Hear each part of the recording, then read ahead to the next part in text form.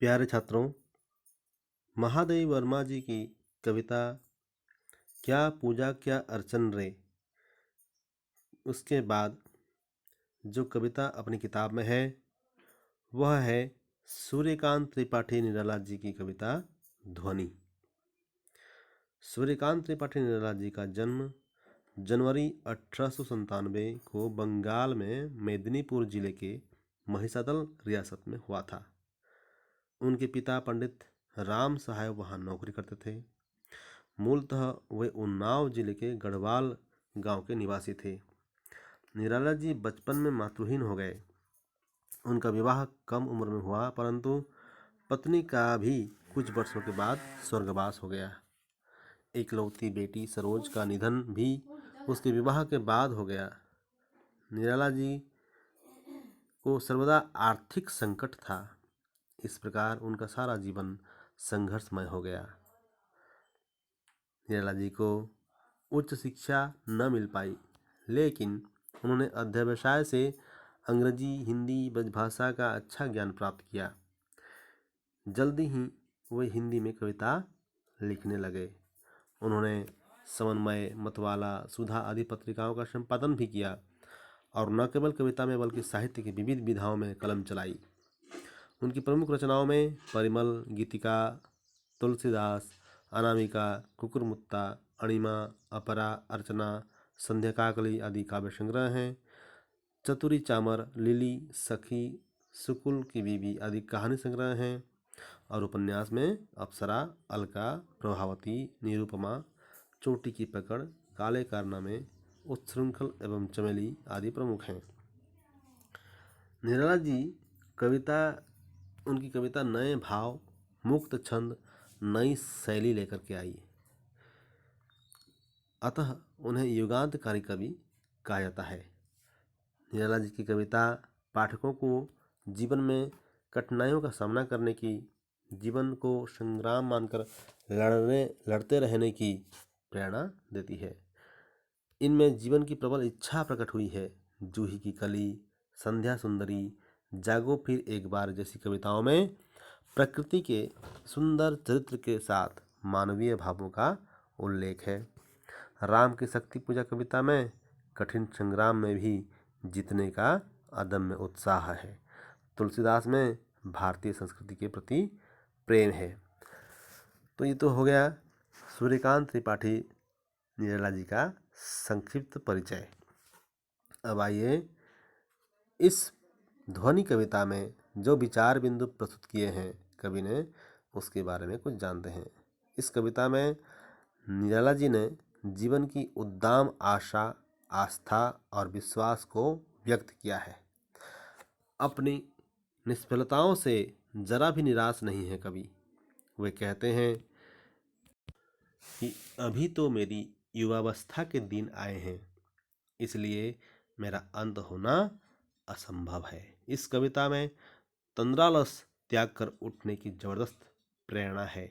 जीवन को नवीन उमंग और स्फूर्ति से भर देना चाहते हैं। उन्हें अपना भविष्य जीवन सुनहरा और सुखमय दिखाई देता है। उनके सामने सारा यौवन बिखरा पड़ा है।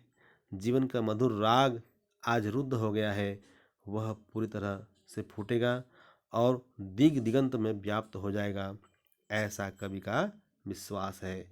मानव जाति के लिए कवि का यह संदेश है। तो आइए अब इस कविता का हम लोग वाचन करते हैं। यहाँ कवि ने लिखा है, अभी न होगा मेरा अंत, अभी अभी तो आया है मेरे वन में मृदुल बसंत, अभी न होगा मेरा अंत। हरे हरे ये पात, डालियाँ, कलियाँ, कोमल गात, मैं ही अपना स्वप्न मृदुल कर फेरूंगा निद्रित कलियों पर, जगा एक प्रत्युष मनोहर। पुष्प पुष्प में तंद्रालस लालसा खींच लूंगा मैं, अपने नवजीवन का अमृत सहर्ष सींच दूंगा मैं, द्वार दिखा दूंगा फिर उनको, है वे मेरे जहाँ अनंत, है मेरे वे जहाँ अनंत, अभी ना होगा मेरा अंत। और इस कविता में आने वाले कठिन शब्द और उनका अर्थ इस तरह है, आप लोग इस वीडियो को रोकें और इसको पढ़ लें। इसके आगे हम इस कविता का जो भावार्थ है उसको समझने का प्रयास करते हैं। कवि निराला अपनी प्रारंभिक असफलताओं से निराश नहीं है, उनमें दृढ़ आस्था और विश्वास है। कवि अत्यंत आशा भरे शब्दों में कहते हैं, अभी मेरा अंत या मरण नहीं होगा। मेरे हृदय रूपी वन में अभी अभी बसंत आया है। मेरे मन की आशाएं, आकांक्षाएं, उमंगें अभी ही तो जाग रही हैं। नव बसंत के आगमन से वृक्षों पर फैले नए हरे पत्तों के समान मेरे मन में नए नए भाव उत्पन्न हो रहे हैं। संसार में मुदी हुई कलियों के समान जो आत्मविस्मृत अवस्था में सोए हुए हैं, मैं अपनी कोमल कल्पनाओं के माध्यम से छूकर जगाऊंगा। कवि कहते हैं, मैं लोगों के मन में जागरण उत्पन्न कर एक नए प्रभात का मनोहर वातावरण बनाऊंगा। नींद की खुमारी से झूमते हुए पुष्पों से मैं जीवन की अदम्य लालसा खींच लूंगा। अपने जीवन के मधुर अमृत रस उन सब पर सहर्ष सिंच दूंगा। फिर मैं उनको अनंत पथ की ओर आगे बढ़ने का मार्ग दिखा दूंगा। कवि कहते हैं, अभी तो मेरे अपने जीवन का आरंभ हुआ है, अर्थात मैं यौवन अवस्था में प्रवेश कर रहा हूँ। अभी तो मेरे आगे लंबा जीवन पड़ा हुआ है। कवि को विश्वास है कि वे अपने लक्ष्य स्थल पर पहुँच जाएंगे। उनका अभी समाप्त नहीं होगा, अपितु बहुत दिनों तक चलेगा। उनकी उपयोगिता बढ़ेगी। तो आइए उस कविता का वाचन करते हुए उसका भावार्थ जानने की कोशिश करते हैं। कवि कहते हैं, अभी न होगा मेरा अंत, अभी अभी तो आया है मेरे वन में मृदुल बसंत, अभी न होगा मेरा अंत। तो यहाँ कवि के अंदर दृढ़ आस्था और विश्वास है और अत्यंत आशा भरे शब्दों में वे कहते हैं कि अभी मेरा अंत या मरण नहीं होगा, क्योंकि मेरे हृदय रूपी वन में अभी अभी ही बसंत आया है। वसंत ऋतु क्या होता है? वसंत ऋतु आने पर वृक्षों में नए नए हरे हरे पत्ते खिलने लगते हैं। इसी तरह मेरे हृदय के अंदर भी अभी वसंत ऋतु आया है। इसका अर्थ यह हुआ कि मेरे हृदय के अंदर मन में नए नए भाव उत्पन्न अभी हो रहे हैं। तो इसीलिए कवि ने कहा कि मेरे वन में मृदुल बसंत अभी अभी आया है, जिसका अंत अभी नहीं होने वाला। हरे हरे ये पात, डालियां कलियां कोमल गात, मैं ही अपना स्वप्न मृदुल कर फेरूंगा निद्रित कलियों पर जगा एक प्रत्युष मनोहर।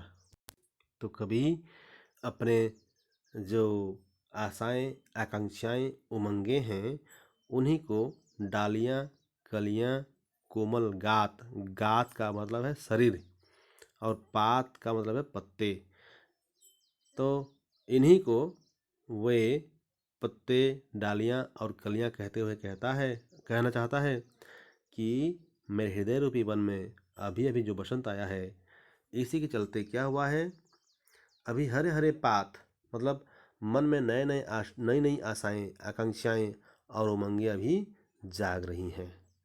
और फिर नीचे कहते हैं, मैं ही अपना स्वप्न मृदुल कर फेरूंगा निद्रित कलियों पर जगा एक प्रत्युष मनोहर।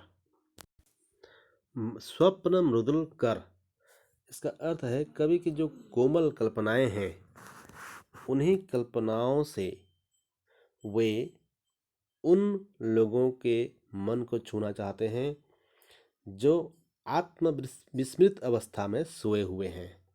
निद्रित कलियों की तरह, कली जो सोई हुई अवस्था में रहती हैं, उन्हीं के साथ तुलना करते हैं उन लोगों को जो आत्मविस्मृत अवस्था में सोए हुए हैं। तो संसार में जो मुदी हुई कलियां के समान जो आत्म विस्मृत अवस्था में जो सोए हुए हैं, उन्हें कवि अपने कोमल कल्पनाओं के माध्यम से छूना चाहते हैं और छूकर जगाना चाहते हैं। उससे क्या होगा, उनके मन के अंदर भी, उनके हृदय में भी वे कोमल कल्पनाएं जाग सकेंगी और उनके अंदर भी एक नवीन आ, सुबह, यहाँ पर प्रत्युष मनोहर, जगह एक प्रत्युष मनोहर। तो यहाँ पर प्रत्युष का अर्थ है सुबह, मनोहर का अर्थ है मन को भा जाने वाला, सुंदर। तो उनके मन के अंदर भी एक सुंदर सुबह मैं जगाऊंगा। यह कवि की दृढ़ आस्था है, अत्यंत विश्वास है उन्हें कि मैं ऐसा कर पाऊंगा और मैं यह जरूर करूंगा। इसका साफ साफ मतलब यह है कि कवि चाहता है कि वह अपनी कोमल कल्पनाओं के माध्यम से दूसरों में भी इसी तरह की नई आशाएं, नए उमंग वह पैदा करना चाहता है और उनके अंदर भी वही कोमल कल्पनाएं जगाना चाहता है। और जो लोग आत्मविस्मृत अवस्था में, आत्मविस्मृत कहने से जो अनजान अवस्था में सोए हुए हैं, जाग कर भी सोए हुए हैं, उनको कवि जगाना चाहता है, जो अपने जीवन को जान पाए और उनके अंदर भी कोमल कल्पनाएं जाग उठे। उसके नीचे कवि लिखता है, पुष्प पुष्प में तंद्रालस लालसा खींच लूंगा मैं, अपने नवजीवन का अमृत सहर्ष सींच दूंगा मैं, द्वार दिखा दूं। यहाँ जो दो लाइन है उसका अर्थ अगर हम जानने की कोशिश करें तो यहाँ पर जो पुष्प है, जो जिसका अर्थ है फूल, फूल को आप लोग या मनुष्य समझें। कभी कहते हैं कि मैं लोगों के मन में एक जागरण उत्पन्न कर दूंगा और एक नया प्रभात लाऊंगा। फिर कहते हैं कि नींद की खुमारी से झूमते हुए पुष्पों में, मतलब वे फूल जो नींद से सोए हुए हैं, मुरझाए हुए हैं, उनके अंदर भी जीवन की अदम्य लालसा खींच लूंगा। मतलब उनमें भी एक ऐसी शक्ति पैदा करूंगा, एक ऐसी आशा जगाऊंगा जिससे वे लोग भी जीवन जीने की अदम्य लालसा उनमें आ जाए और एक नई सिरे से वे जीना फिर से चाहें।